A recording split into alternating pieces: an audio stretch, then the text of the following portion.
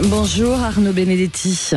Bonjour à vous. Merci d'être avec nous. Vous êtes rédacteur en chef de la revue Politique et Parlementaire, professeur associé à l'Université Paris-Sorbonne, auteur du livre « Comment sont morts les politiques ? Le grand malaise du pouvoir », c'est aux éditions du Cerf. Bonjour Yohann Gillet. Bonjour Laurence, bonjour Arnaud. Bonjour. Journaliste politique. Alors messieurs, face à la montée des extrêmes droites, des populismes partout en Europe, en Allemagne, Italie, dans un monde qui semble gouverné par Trump et Poutine, est-ce que vous-même vous redoutez un péril fasciste et faut-il utiliser ce mot fascisme ? Je commence par vous Arnaud Benedetti. Écoutez, moi je pense que cette manifestation c'est le plus petit dénominateur commun pour réussir à coaguler des gauches qui, sur le fond, sont extrêmement divisés. Agiter l'épouvantail antifasciste, c'est une figure historique qui à une époque eu une véritable pertinence, en effet, mais qui aujourd'hui, et d'ailleurs votre petit sondage le démontre, et je suis convaincu que si on faisait un sondage sur l'ensemble de la population française, je ne suis pas sûr que, en tout cas pour ce qui concerne la France, ce danger soit considéré comme véritablement la préoccupation principale des Français, tout simplement parce qu'il faudrait encore qu'on s'entende sur ce qu'est la notion d'extrême droite. La notion d'extrême droite, elle obéit, qu'on le veuille ou non, à des critères historiques qui sont tout à fait spécifiés. Vous êtes d'extrême droite quand vous voulez renverser le régime, c'est-à-dire la République. Aujourd'hui, je n'entends pas, en tout cas, parmi les formations qui sont qualifiées d'extrême droite par ceux qui vont manifester demain, des gens qui veulent renverser la République. Il faut, par exemple, s'assumer clairement comme antisémite, ce qui était un grand nombre de formations politiques dans les années 30, qui d'ailleurs souhaitaient renverser la République. Les Maurassiens, en l'occurrence, l'Action française était anti-républicaine, elle voulait renverser la gueuse et elle était antisémite. Je ne crois pas que les formations que l'on désigne aujourd'hui comme d'extrême droite soient explicitement antisémites. Donc, en l'occurrence, on est, je pense, face à une figure politique qui est une figure politique qui constitue une ressource politique pour la gauche. Et moi, vous savez, en ce moment, comme vous le savez, la revue Politique et Parlementaire est très engagée dans la défense de Boualem Sansal. J'aurais aimé j'aurais aimé que la Ligue des droits de l'homme, je suis désolé pour ce coup de gueule, j'aurais aimé que la Ligue des droits de l'homme qui appelle à manifester aujourd'hui dans la rue ait un mot de soutien vis-à-vis de Boualem Sansal qui aujourd'hui a 80 ans et est emprisonné en Algérie. Je vais faire réagir aussi Yohann Gillet. Ce mot fascisme, pour vous, il n'a pas de résonance malgré tout. Alors, on parle pas que de la France, mais de l'Europe et du monde. Alors, je suis inquiet qu'il n'ait pas de résonance. Parce qu'il y a quand même des petits gestes qui, pour le coup, nous rappellent des symboles de l'histoire, des bras qui se lèvent. Le salut nazi, vous voulez dire ? Oui. Des petits bras, des petits saluts nazis qui sont en train de se lever un petit peu partout et qui là ne sont plus simplement une idée conceptuelle de journaliste métaphorique. C'est-à-dire que les bras se lèvent vraiment. On les voit à des meetings, il n'y a plus de problème. Donc je suis un petit peu inquiet quand je vois que les gens ne craignent pas cette évolution. Après, Arnaud Benedetti a 1000 fois raison d'être précis sur les mots parce que c'est quand on galvaude les mots que de fait on permet de faire monter les vrais fascistes et les vrais nazis. Alors les vrais responsables effectivement de la montée de cet extrémisme, de fascisme et de nazisme sont les fascistes et les nazis eux-mêmes. Ce sont eux les premiers responsables. C'est-à-dire ce sont ceux qui, par exemple, ne croient pas en l'état de droit. L'état de droit, c'est quand même ce qui nous permet globalement de dire que notre système à nous, il tient sur des règles qui font que le politique n'est pas au-dessus des règles de droit. C'est-à-dire que c'est pas un politique qui d'un coup peut tout balayer. Ce qui n'est plus totalement le cas aux États-Unis d'Amérique, par exemple. C'est pourquoi nous pouvons commencer à nous diriger vers ce genre de termes que vous évoquez, Laurence. Par contre, ce qui est terrible, ce sont toutes celles et ceux qui, dans une certaine partie de la sphère politique, ont traité tant de gens de dorios, de fascistes et de nazis, qui ont totalement, je pense évidemment à la France insoumise, ont totalement banalisé cette notion. Nous n'avons plus réussi, nous ne réussissons plus à y mettre des frontières claires, des notions bien définies, ce qui fait qu'aujourd'hui, eh bien, ceux qui ont un historique qui est quand même un petit peu compliqué, parce qu'on ne regarde pas simplement un parti à son ripollinage, mais à ses racines, je fais évidemment référence au Rassemblement national, eh bien, tout ça a été totalement invisibilisé. Donc, on ne peut pas combattre, on ne peut pas combattre l'extrême droite en élargissant le cercle de manière à noyer celles et ceux qui y appartiennent et qui se font dans la masse. Donc il y a beaucoup de responsables dans cette affaire, y compris ceux qui prétendent le combattre. Vous parliez de LFI qui a été condamné pour atteinte au droit à l'image, pas plus tard qu'hier par le tribunal judiciaire de Nanterre, condamné à verser 3 500 € de dommages et intérêts à Cyril Hanouna suite à ce fameux visuel dont on ne cesse de parler. Alors même si Manuel Bompard et Mathilde Panot ont reconnu une erreur générée par l'intelligence artificielle et réfutent les accusations d'antisémitisme, on sent que cette polémique quand même elle tombe mal là aujourd'hui et déstabilise aussi pas mal d'organisations de gauche et puis des ONG à l'origine de la marche, Arnaud Benedetti. Non mais se rend en compte de l'ineptie de l'argumentation des leaders de LFI pour parler d'une erreur alors qu'il s'agit d'une faute morale et d'une faute politique. Aller chercher dans l'intelligence artificielle la raison de leur indigence, je veux dire, politique, je crois que franchement, on atteint un niveau de propagande qui, lui, n'est pas sans rappeler celui d'autres périodes de l'histoire politique. Je veux dire, c'est un mensonge éhonté que n'importe quel enfant de 10 ans est capable de pointer du doigt. Ils ont commis une faute, ils auraient pu très bien reconnaître cette faute, s'en excuser. Ils ont connu cette erreur, enfin, à part Mélenchon. Une erreur, ce n'est pas une faute. Une erreur, ce n'est pas une faute.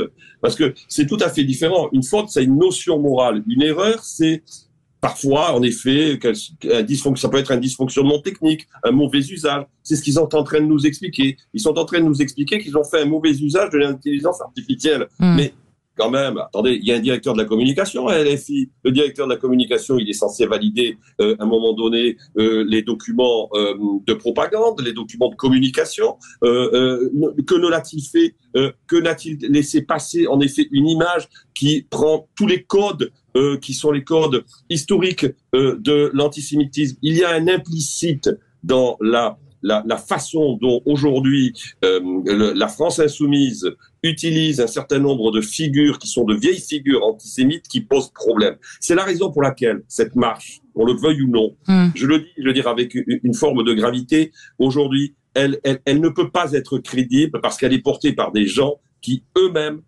d'une certaine façon, sont en train de colporter un certain nombre de codes qui sont des codes. Oui, mais il n'y a pas que dans cette marche, il y a la Ligue des droits de l'homme, il y a SOS Racisme.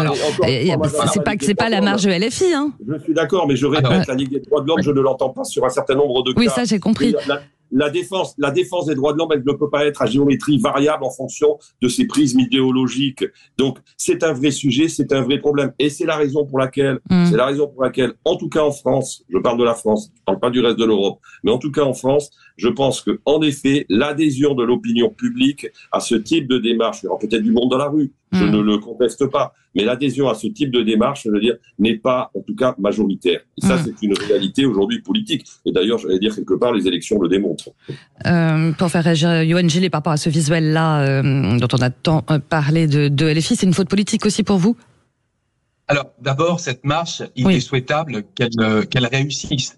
Parce que ne pas bouger par rapport à ce qui se passe partout dans le monde serait une faute citoyenne et morale. Donc, à titre personnel, je souhaite la réussite de cette marche, évidemment. Vous allez y aller vous-même du côté de Tours, Yohann Gillet? Vous allez descendre dans la rue? Alors, c'est un argument de l'âge, vous allez me dire. Moi, j'appelle ça un argument familial qui compte. Ma petite fille a 1 an aujourd'hui. Et il était très important pour moi, dans ce contexte anxiogène, de marquer les étapes importantes familiales, parce que je sais le monde que nous sommes en train d'offrir à nos enfants. Il est important aussi d'attacher de l'importance, justement, à ces petits moments qui sont précieux. Mais vous savez, il y a plusieurs manières d'y être. Il y a, par exemple, la présence physique, la présence par le discours. C'est celui que je suis en train de tenir et qui me permet de ne pas échapper à mes responsabilités, puisque je vous dis que j'en souhaite, là, évidemment, la réussite et le succès. Mais Arnaud Benedetti a raison. Et vous voyez le piège qui est tendu aux gens, ce que j'appelle aux gens raisonnables, c'est-à-dire aux gens qui sont à la fois radicaux, qui remontent à la racine des choses, mais qui sont nuancés. C'est qu'aujourd'hui, on est pris au piège par la stratégie de tension de la France insoumise, c'est-à-dire, vous voyez, vous devriez être en train de critiquer l'extrême droite, et c'est nous que vous critiquez. Mais bien sûr qu'on a tous envie de poser un regard sur l'extrême droite et d'y accorder une critique très, j'ai envie de dire, sévère dans les codes et dans les événements qui sont en train aujourd'hui d'apparaître aux yeux de tout le monde. Mais c'est parce que la France insoumise joue le double jeu et nous piège qu'on est aussi obligé de faire ça pour pouvoir ensuite, j'ai envie de dire, rendre lisible le débat public. La France insoumise, vous savez de qui on parle quand même? On parle de Jean-Luc Mélenchon et des Insoumis, dont l'obsession, d'ailleurs Jean-Luc Mélenchon l'avait annoncé il y a quelques mois, au final, tout ça se terminera entre eux, c'est-à-dire les fascistes, et nous, les Insoumis, les résistants. C'est son objectif d'épopée républicaine. Nous serons ceux qui résisteront. Donc il veut fabriquer cette histoire. Et pour la fabriquer, il a besoin de ces extrémistes-là. Comment voulez-vous que ça se termine entre eux et nous, comme ils disent, s'ils ne sont pas là? Donc ils en ont besoin. Et le gros problème, c'est que Jean-Luc Mélenchon est un homme d'une culture extraordinaire, surtout sur cette période-là. Son autre domaine d'expertise, c'est la Révolution française. Ce sont ces deux périodes qu'il admire, qu'il adore et qu'il connaît par cœur. Jean-Luc Mélenchon n'a pas tout de suite eu un petit clignotant dans la tête quand il a eu cette image, qu'il a découverte un soir, il n'a pas fait le lien. Un homme qui est cultivé presque au détail près sur cette période-là, alors que des personnes beaucoup plus incultes, telles que moi, sans aucun doute, on a tout de suite vu ça. Mais comment il fait pour que ça lui échappe, lui qui a donné, quand il était député à l'Assemblée nationale, tant de leçons sur les racines de la France, sur son histoire, quand il a combattu Valérie Boyer, Éric Ciotti, qui voulait faire entrer dans la Constitution les racines chrétiennes de la France comme si elles étaient exclusives. Il avait fait de manière très calme d'ailleurs et brillante une démonstration pour montrer que c'était beaucoup plus compliqué que cela. Cet homme-là, d'un coup, va commencer à dire « je ne comprends pas, je ne sais pas, les autres sont fous ». Excusez-moi, vous le savez, Laurence, j'ai filmé le Rassemblement national pendant très longtemps avec Serge Moati. La dernière personne que je voyais taper sur les médias comme il l'a fait à Brest il y a 2 jours, je crois, Jean-Luc Mélenchon. Et la personne qui disait toujours « oh, dès que je dis quelque chose, on croit que c'est parce que la personne est juive et donc c'est de l'antisémitisme ». La dernière personne que j'ai filmée qui reprenait ces codes-là, il s'appelait Jean-Marie Le Pen.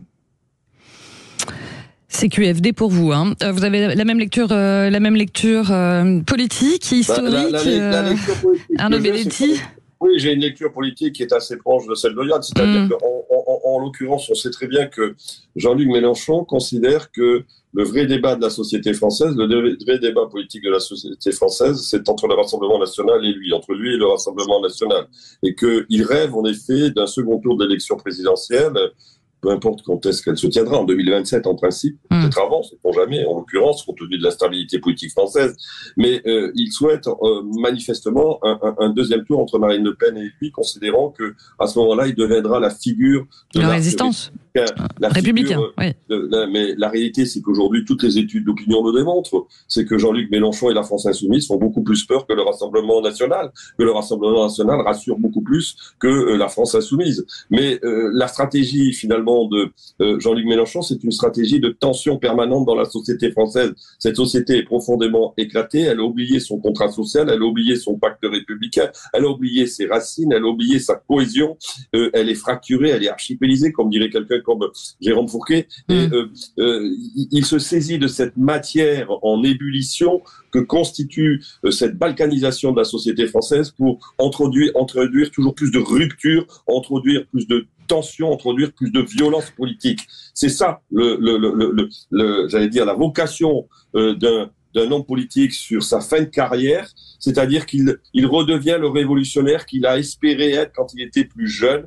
Et c'est quelque part à la fois pathétique et quand même assez dangereux, je trouve. Bon, on aura beaucoup parlé de Mélenchon, finalement, ce matin. On verra en tout cas si les gens sont dans la rue aujourd'hui, partout en France, dans ces manifestations contre le racisme et le fascisme. Merci beaucoup, Arnaud Belletti, d'avoir été avec nous. Et merci, Yoann Gillet. À très bientôt sur Sud Radio.